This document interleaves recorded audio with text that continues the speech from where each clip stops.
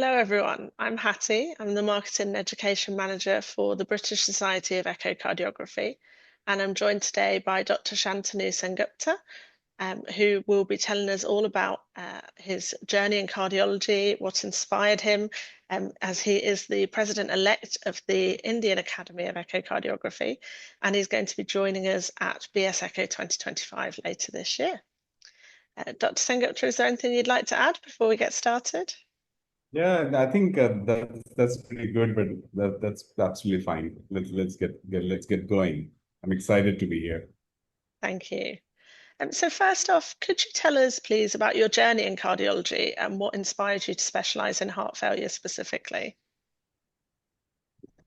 So basically, I have been doing after doing my whole training in cardiology, I started my practice in India. I'm presently in a place called Nagpur, which is the center of India, and Nagpur is now the tiger capital of India. We get a lot of tigers.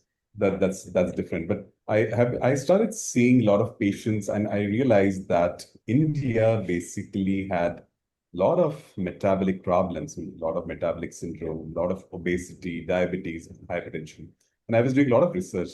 So 2015, 16, I realized that the echo part and exercise. So I'm basically also a runner, a marathon runner. So I realized that there is a group subset of patients who have they don't do well in life. Apart from having an ischemic heart, there is a subset of patients who have also a normal ejection fraction, but they still have some breathlessness on exertion, and which used to reduce their quality of life, which is called QOL. So I thought, why not work on that? So this was 2015, 12, 14, that almost 10 years back. And I started searching for areas where I can do some research. And I applied in India. There was hardly any places where they were doing any PhD. So I landed up in Newcastle upon time. And I gave some exams and they accepted me. So I realized that HFpEF, that is heart failure with preserved ejection fraction, was just coming up. We started looking at it, and there was very minimal work in 2015, 16. So I thought, why not look at exercise and the HFpEF part? And that's the way I did my PhD there. And now suddenly you realize that everybody's talking about HFpEF. A lot of drugs are coming. There is the glyphosomes, which are now the cornerstones of HFpEF. So why heart failure? Well, I will be more specific. It was mostly HFpEF because there is a lot of patients, a lot of people who have this an entity where there is subclinical LV dysfunction, and you can pick it up by echo. And if you can pick these patients earlier, you can prevent, you can treat them to to get them a better quality of life and a better lifestyle. So I don't know whether I mean I'm still learning about heart failure. Still long way to go, but this is something which excited me, and I'm just the journey is ongoing. Absolutely. So, as you mentioned, you trained in Newcastle. How did your experiences in the UK shape your approach to echocardiography? As I told you, I was completely trained in India, and in India, we have a very big population. So our clinical experience is amazing. Newcastle, on the other hand, gave me an opportunity to do some insights about how a good research is done. So as a clinician, if we add research back concept, then the approach changes. So basically, it helped me to have a very good to keep. I mean, so nowadays it has helped me to keep the data very strong. So at the end of the day, the data management, statistics, everything has over a period of time improved, and I think my experience in Newcastle has helped me to look at the things which I was not seeing earlier. Uh, I may not be able to pinpoint, but a holistic research plus clinical approach is what am I now? And I think this translates into a better patient management. Great. And obviously, you've now worked in India and the UK. What are some of the key differences you've noticed in the way that echo is approached in the two different countries? So these two different countries are very different. I mean, you know that UK, I mean, was always in India earlier. So we have our similarities that our education is completely in English. So that is one good thing.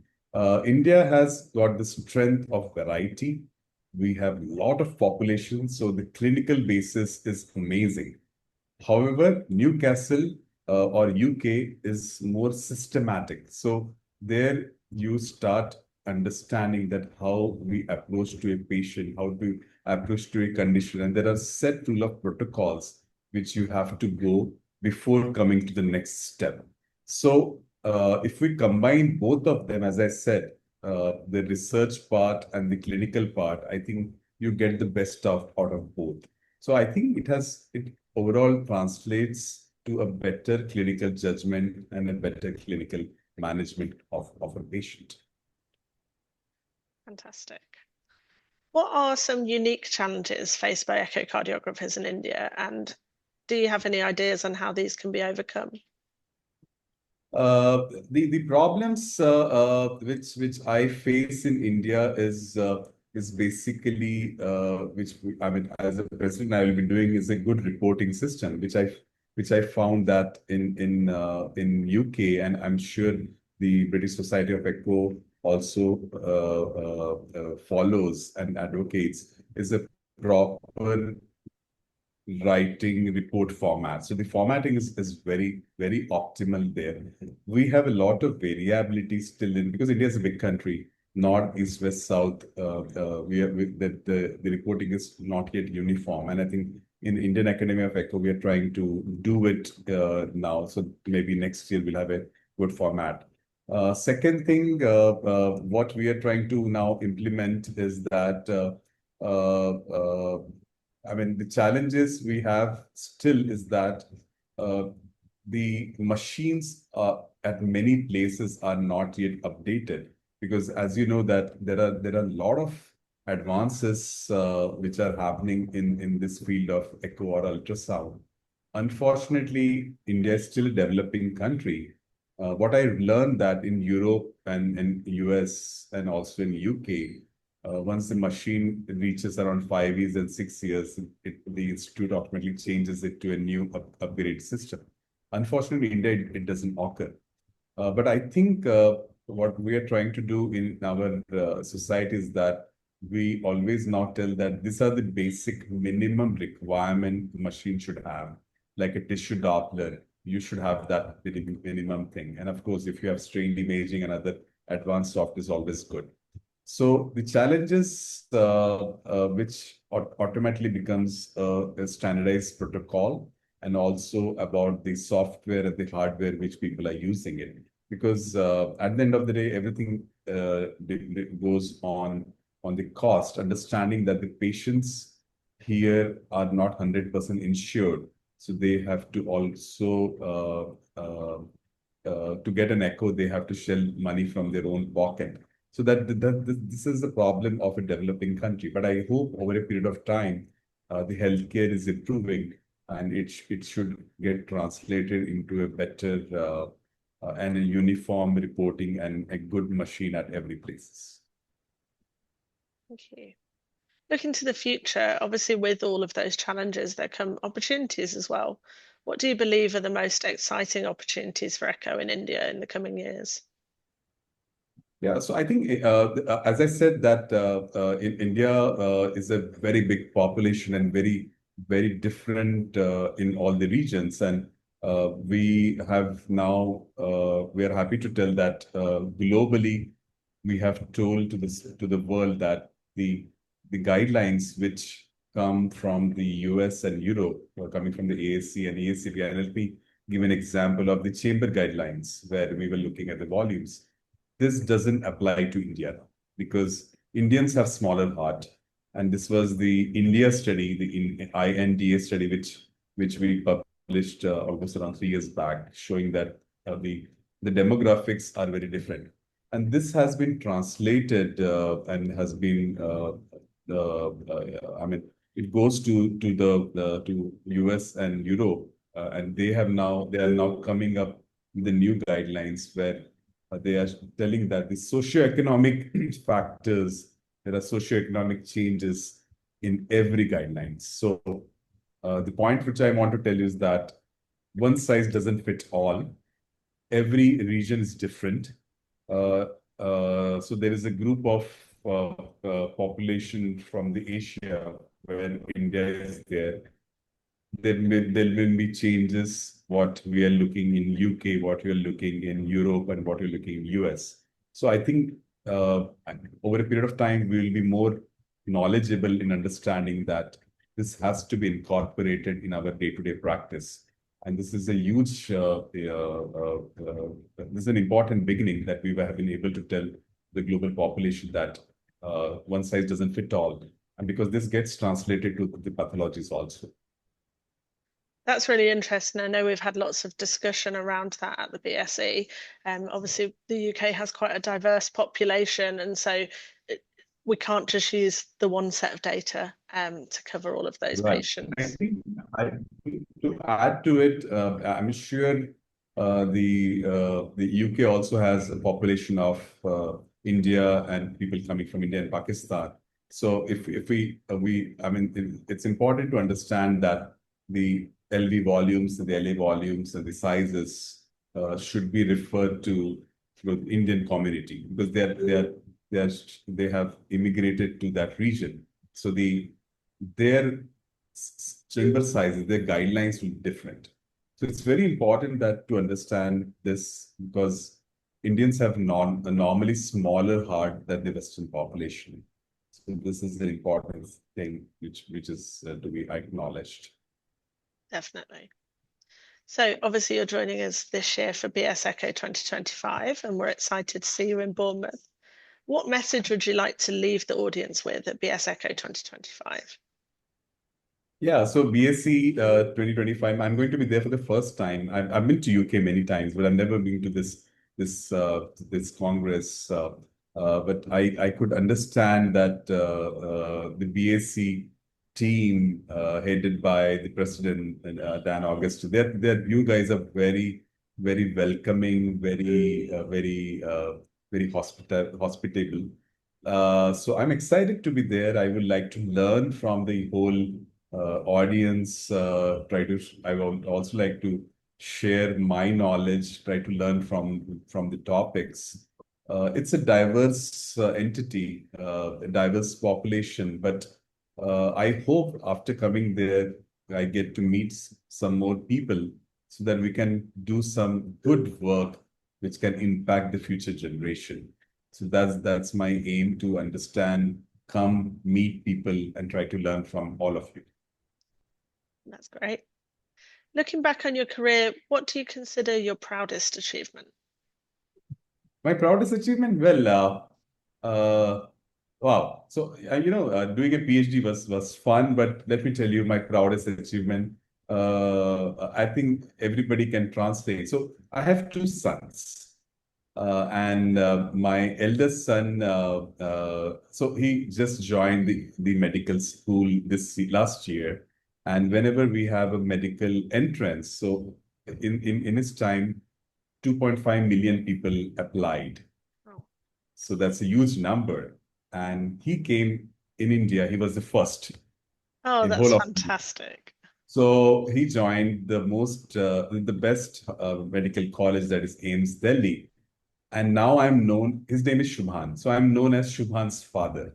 Do you understand? So I think my achievements, being a doctor, being treating patients, having a PhD, my degrees, that's okay. But everybody who is a father or a mother can relate that if you're known by a son's father or a daughter's father, I think that is the proudest moment. So And that's people know amazing. me as Shubhan. Yeah, that's my achievement. I think rest my all publications are secondary. But let me also tell you, I felt nice to be about my achievement. Well, I think I'm in the guidelines. We could write the guidelines of rheumatic heart disease, which came in 2023 on echo in rheumatic heart disease. And so from India, only two of us were there. That's me and my mentor, Dr. J.C. Mohan. So that was proud. So in the process, I learned a lot. So yeah. It really sounds like you're an inspiration for the next generation. Um, is there any advice that you'd give to young people who are considering a career in echocardiography? I think those who are thinking of doing cardiology or echo or imaging, any field, I think life is going to be busy. Uh, but I think the main important thing is it's important to start doing some original research. You should always ask a question, why and how and what. That should make you crazy. Don't get disappointed with failures. Don't get disappointed with rejections. If you're sending some article or manuscript, it gets rejected. There is a reason for it. Please read the reviewers' comment so that you change, work on it, and apply. And the key is daily, always spends 1 hour at least for doing some original thinking and choose. I think another thing is it's very important is choose your friends and colleagues because they should. I mean, the most important thing, important thing is you should get stimulated always. I think a good stimulation is an important thing in your work life, and please spend some more time with your family. Absolutely. And finally, what's the most rewarding aspect of your work? What's my most rewarding aspect from it? Oh, that's difficult thing. I think it's fun to.